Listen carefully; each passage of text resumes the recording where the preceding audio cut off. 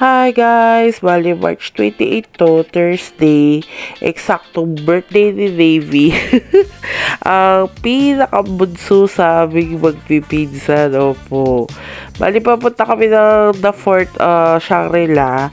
Pero bumili muna nga kami ng cake sa Contis sa may estancia.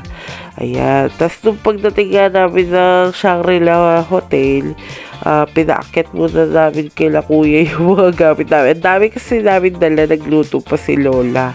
Tapos yan, nahuli kami dahil nga inaatay namin yung mga The Boys. Kaya nagtingin-tingin muna kami sa bakehouse kasi magpapalibre ako kay Tito talaga.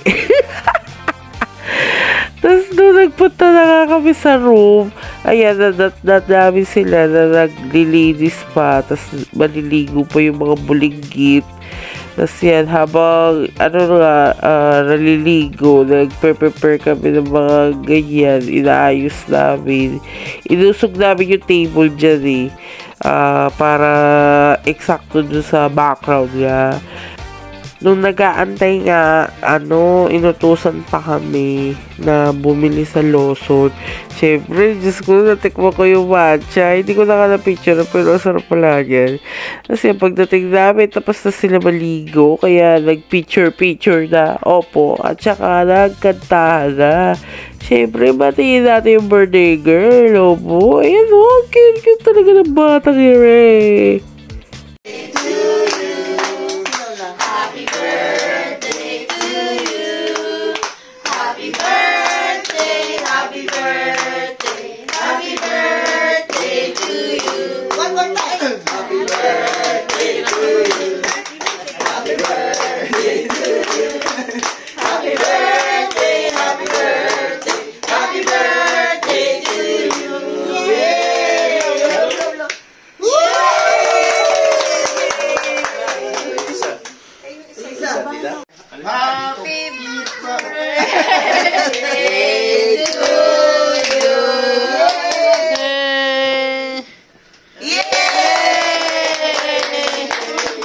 O diba, ang dami niyang cake. Opo, syempre hindi papatalo itong dalawa. O.